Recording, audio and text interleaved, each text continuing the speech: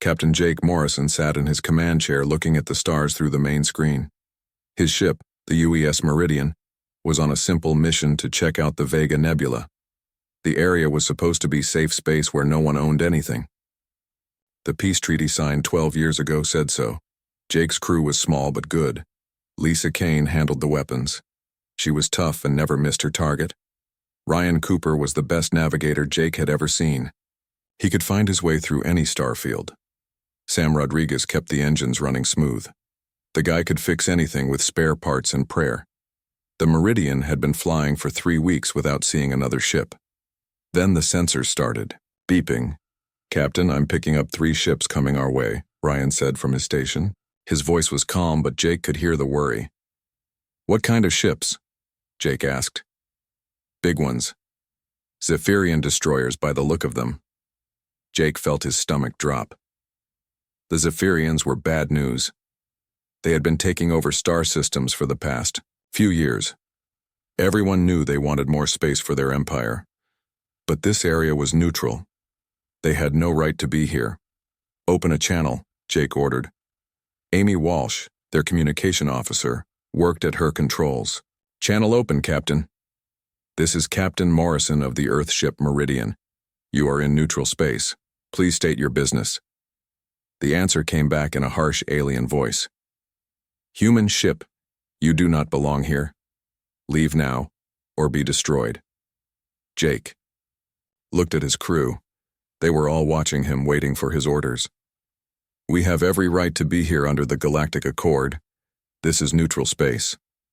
"Humans are vermin," the alien voice said. "You spread like disease across the stars.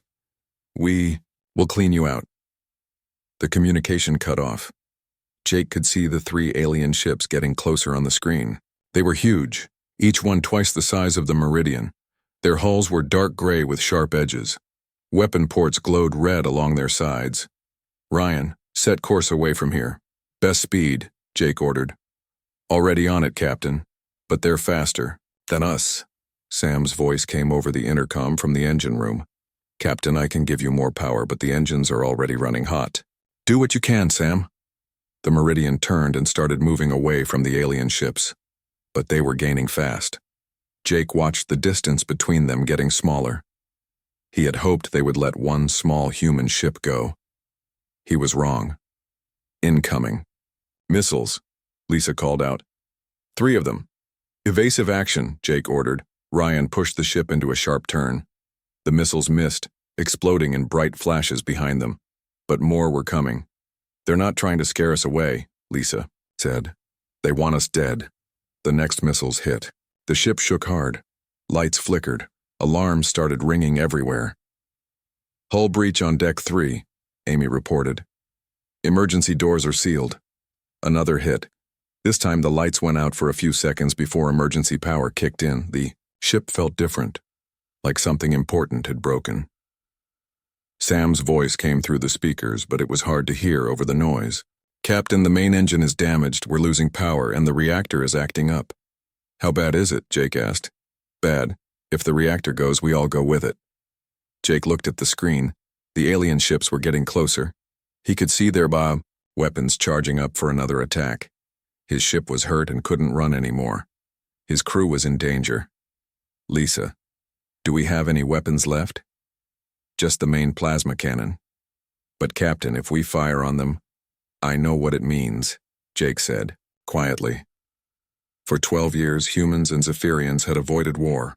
There had been small fights, but no one had ever killed a high-ranking officer from either side. Both sides knew that crossing that line would mean total war. Millions would die. But Jake looked around at his crew. These were good people. They trusted him to keep them safe. Lisa had a little girl back on Earth. Ryan was getting married next month. Sam sent money to his sick mother every week. The alien ships fired again. This time the hit was worse. The whole ship groaned like it was in pain. Sparks flew from control panels. The air started to smell like burning metal. "Reactor critical." Sam's voice was getting desperate. "We have maybe 5 minutes before it blows." "Life support failing," Amy added. "We're losing air." Jake made his choice. He moved to Lisa's weapon station and pushed her aside gently. "I'm sorry," he said to her. His finger hovered over the firing button. One shot would kill the alien commander. One shot would start a war that could destroy everything. But one shot might also save his crew. The plasma cannon charged up.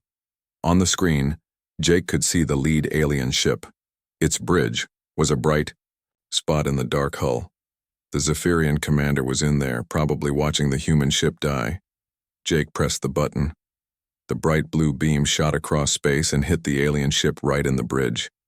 There was a flash of light. When it cleared, half the front of the alien ship was gone. The commander was definitely dead. The other two alien ships stopped firing. For a moment, everything was quiet. Then they turned and flew away fast. "Sam, how's the reactor?" Jake asked. "Stable now. I can fix it." Jake sat back in his chair. His hands were shaking. He had just killed the first Zephyrian officer in 12 years. Within hours, the news would spread across the galaxy. The fragile peace would be broken. But his crew was alive. Sometimes that had to be enough. "Get us home," he told Ryan. "Fast as you can." The Meridian limped through space toward Earth. Behind them, the stars looked the same as always. But Jake knew everything had changed. His one shot had just started a war that would shake the galaxy. Admiral Beth Collins was drinking her morning coffee when the emergency call came in. She was in charge of Earth Defense Command, the biggest military base in the solar system. The voice on the other end was Captain Morrison from the Meridian. "Admiral, we had contact with Zephyrian ships. They attacked us without warning. I had to fire back." Beth almost dropped her coffee cup. "You fired on Zephyrians? Jake, do you know what this means?" "Yes, ma'am. I killed their commander, but they were going to destroy my ship." Beth closed her eyes. After 12 years of peace, the war everyone feared was about to start. "Get back to Earth immediately. Don't talk to anyone else about this." Within an hour, every government on Earth knew what happened. President Karen Hayes called an emergency meeting. The big conference room was full of important people all talking at once. Ambassador Frank Turner was already on a video call with the Zephyrian Council. His face was pale and sweaty. "They want Morrison handed over to them immediately. They say he's a war criminal." "That's not going to happen," President Hayes said firmly. She was a small woman, but when she spoke, everyone listened. "Morrison was defending his ship.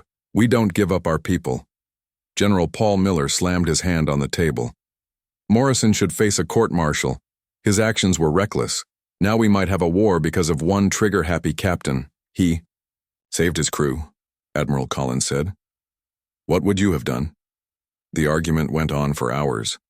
Outside, news reporters were already spreading the story. By evening, everyone in human space knew about the shot that killed a Zephyrian officer.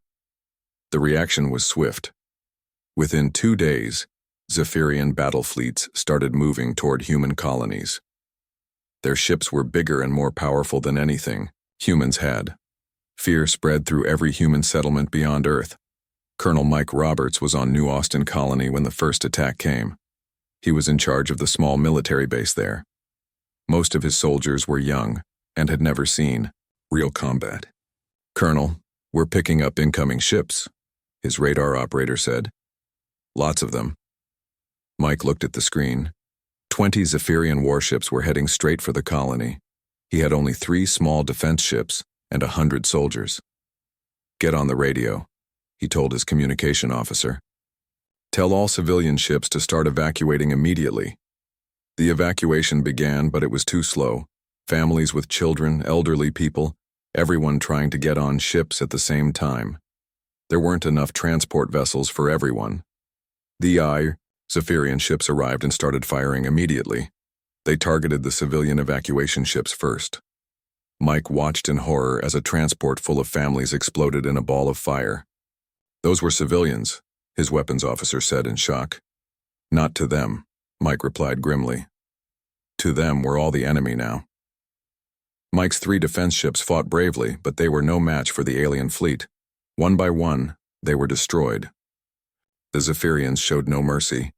They were sending a message to all humans. Meanwhile, far from the fighting, Dr. Helen Cross was working at a research station near the edge of human space.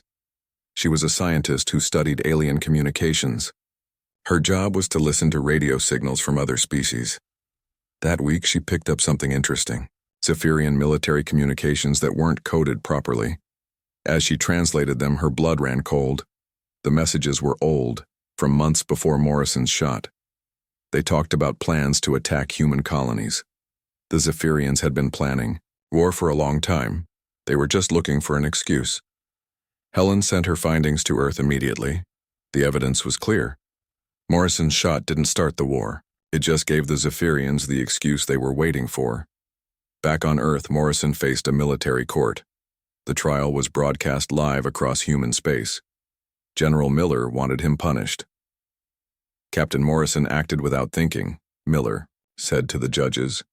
Because of his reckless action, we now face total war. But Morrison's lawyer, Claire Davis, had Dr. Cross's evidence.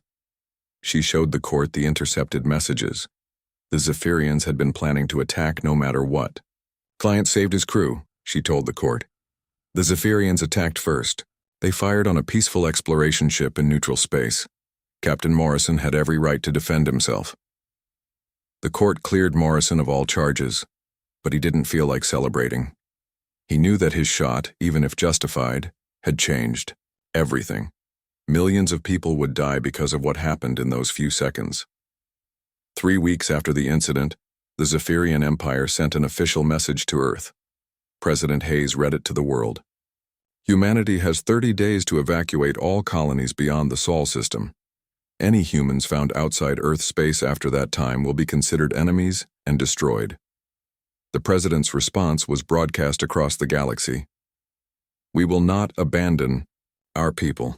Humans have the right to live among the stars. We will defend our colonies with everything we have. The ultimatum meant war. Everyone knew it. In 30 days, the biggest conflict in galactic history would begin. Human families on distant worlds packed what they could carry. Some left for Earth. Others decided to stay and fight. Admiral Collins worked day and night preparing Earth's defenses. They had 30 days to get ready for a war they couldn't avoid.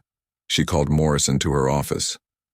Jake, I need experienced captains. Will you take command of a new ship? Morrison looked out the window at the stars. Somewhere out there, alien fleets were gathering to destroy everything humans had built. His one shot had started this. Maybe he could help finish it.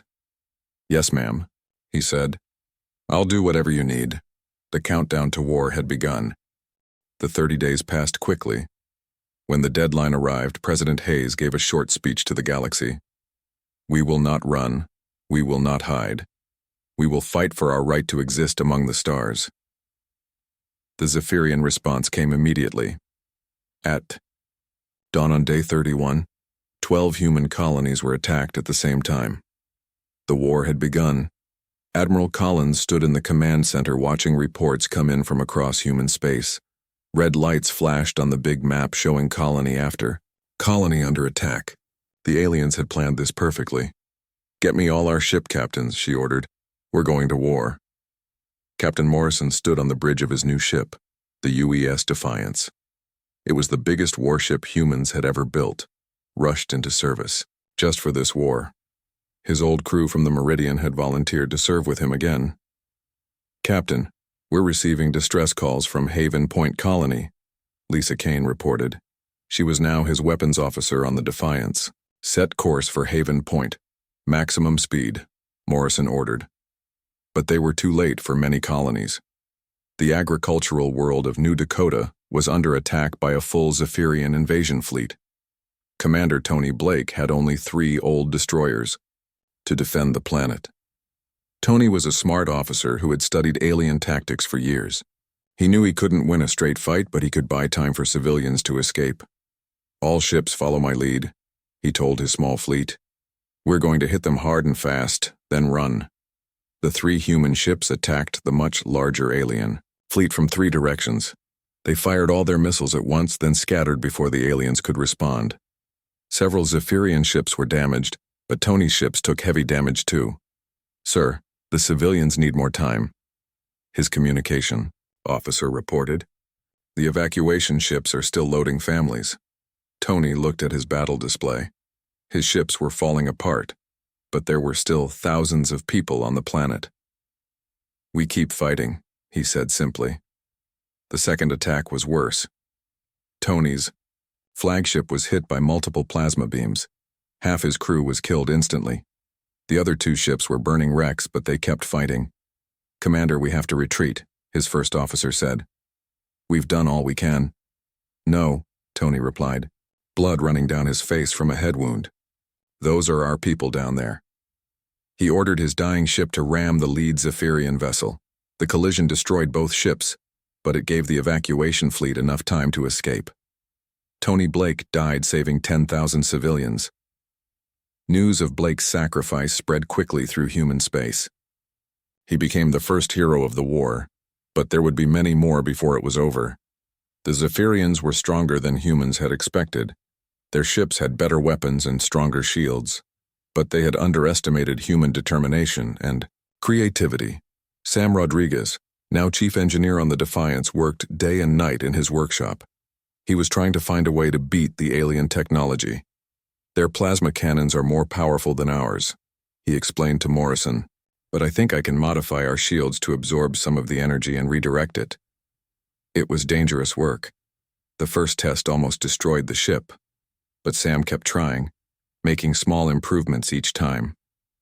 Slowly, human ships became harder to kill. On the ground, the fighting was just as brutal. Lieutenant Kathy Green led a company of Marines trying to retake Haven Point Colony. The aliens had landed ground troops to capture the mining facilities. Zephyrian soldiers were 8 feet, tall with forearms and thick armor. They were stronger than humans and had better weapons. But Kathy's Marines were fighting for their homes. "Stay in small groups," she told her soldiers. "Use the buildings for cover. Don't try to fight them head-on." The battle for Haven Point lasted 3 weeks. Humans used guerrilla tactics, hitting the aliens and then disappearing into the ruins. Kathy's Marines were outnumbered 5 to 1, but they knew every street and building. The aliens grew frustrated. They were used to winning quickly with superior firepower. The stubborn human resistance was something new for them. During one night raid, Kathy's team captured an alien communication device. Dr. Helen Cross, who had joined the military as a translator, worked to decode it. "I found something important," she told Admiral Collins over a secure channel. "The Zephyrian ships have a weakness. Their energy systems are all connected. If we can overload one part, it might shut down their whole ship." This information was shared with all human forces. Lisa Kane, now working as a tactical advisor, helped develop new weapons that could exploit this weakness. Human missiles were modified to carry electromagnetic pulse warheads.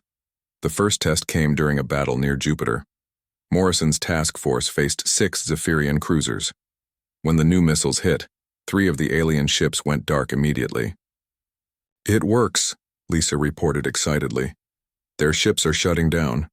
But the war was taking a terrible toll on both sides. Entire star systems were left in ruins. Millions of people had died. The fighting was spreading as other alien species chose sides. The Helix Federation, humanity's old allies, finally joined the war after Zephyrians attacked their neutral convoys. Their insect-like ships fought alongside human vessels. The Crystalline Collective remained neutral, but other species began picking sides. President Hayes authorized increasingly desperate measures. Human scientists worked on weapons that pushed the boundaries of galactic law. Some officers worried that humans were becoming as ruthless as their enemies. Colonel Roberts, now commanding a battle group, expressed his concerns to Admiral Collins. "Ma'am, we're using tactics that would have horrified us a year ago. Are we losing our humanity in this fight?" Collins looked tired. She had been fighting this war for months without rest. "Mike, if we lose this war, there won't be any humanity left to worry about. We do whatever it takes to survive." The war reached a turning point when human forces began winning more battles than they lost. The new electromagnetic weapons were giving them an edge. But the Zephyrians weren't giving up. Intelligence reports suggested they were planning something big. Refugee ships brought stories of massive alien fleets gathering near their homeworld. The Zephyrians were preparing for one final desperate Attack. Morrison stood on his bridge looking at the stars. The war that started with his single shot had consumed the galaxy. Soon, he knew, there would be one last battle that would decide everything. Set course for the Zephyrian homeworld. He told his navigator, "It's time to end this." The largest fleet in human history gathered near the edge of Zephyrian space. 200 ships from Earth, colonies, and allied species prepared for the final battle. Admiral Collins commanded from her flagship while Morrison led the assault group aboard the Defiance. Dr. Helen Cross had spent weeks working on a new weapon. It was more powerful than anything humans had ever built. One shot could disable every ship and power station around the Zephyrian homeworld of Kithara. "This weapon targets their energy grid," she explained to Morrison over a secure video call. "It will shut down their entire planet's power system. No lights, no heat, no life support for their cities." Morrison felt sick thinking about it. "Helen, that's not just military targets. Civilian populations would freeze or suffocate." "I know," she said quietly. "But if we don't end this war now, both our species might destroy each other completely." The human fleet moved into Zephyrian space. Immediately, hundreds of alien ships rose to meet them. The final battle had begun.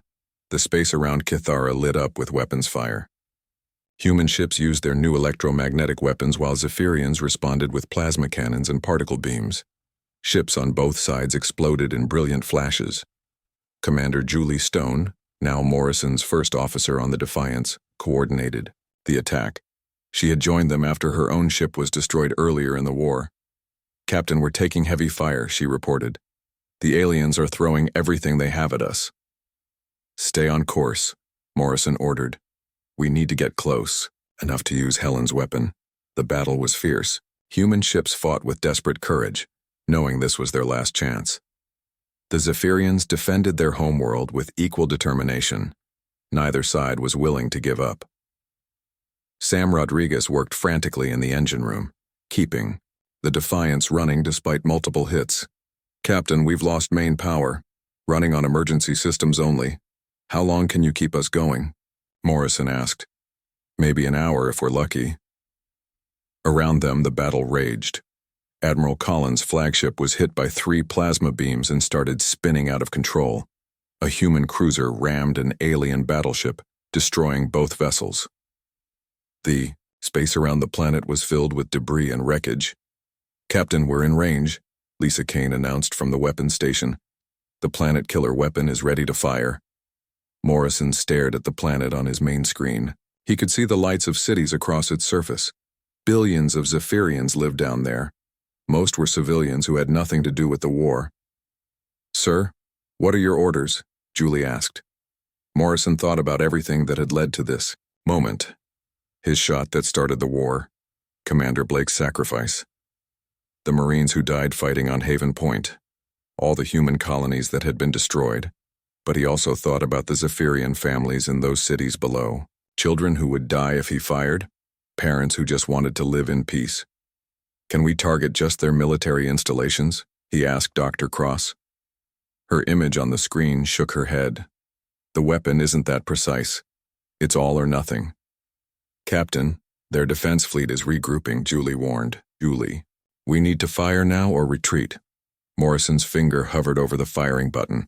One shot would end the war and save humanity, but it would also make him responsible for genocide. He made his choice. "Lock on to their military command center and fleet positions only," he ordered. "Sir, I told you the weapon can't be that precise," Dr. Cross protested. "Then we'll make it precise," Morrison said. He began working at the targeting controls, adjusting the weapon's focus. "Sam, I need you to reroute power through the secondary systems. Lisa, help me narrow the beam." They worked frantically while the battle continued around them. Zephyrian ships were closing in on the Defiance. Time was running out. "Got it," Morrison said finally.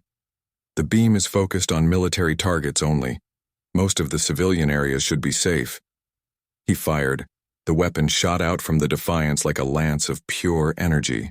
It struck the planet and spread across its surface, but only in the areas Morrison had targeted. Military bases went dark. The Zephyrian fleet suddenly lost power and drifted helplessly in space.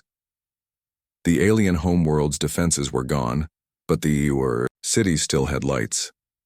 Morrison had found a way to win the war without committing genocide.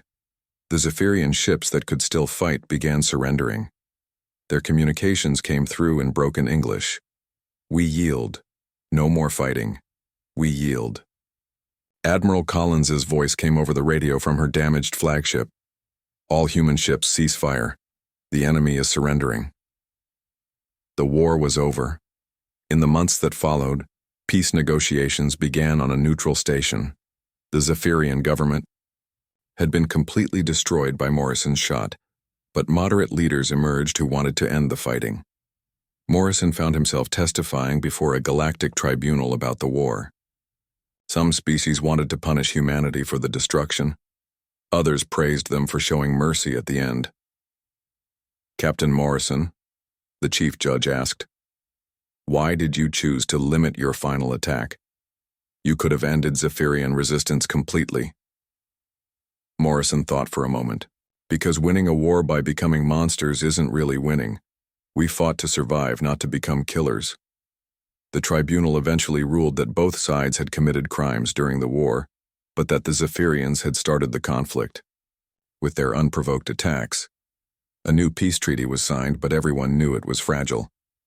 Morrison retired from the military and became a teacher at the Earth Naval Academy. On his first day of class, he looked out at the young cadets who would be the next generation of space officers. "Today we're going to talk about the weight of command," he began. "Sometimes you'll face decisions where every choice has terrible consequences. Sometimes one shot, one moment, one decision can change the fate of entire worlds." A young cadet raised her hand. "Professor Morrison, do you regret firing that first shot?" Morrison was quiet for a long time. Outside the classroom window, he could see ships coming and going from Earth's orbital stations. Some were human vessels, but others belonged to former enemies who were now trading partners. "I regret that it was necessary," he said finally. "But I'll never regret saving my crew. The key is learning to live with the consequences of your choices and trying to make sure the next generation doesn't have to make the same hard decisions." Years passed. The galaxy slowly healed from the war. Humans and Zephyrians worked together rebuilding destroyed worlds. Some friendships grew from former hatred, but everyone remembered how quickly peace could turn to war. Morrison kept teaching, making sure young officers understood that command meant responsibility, that every action had consequences, that sometimes one person's decision could change everything. The shot that started a galactic war had ended with mercy. And maybe, Morrison thought, that made all the difference.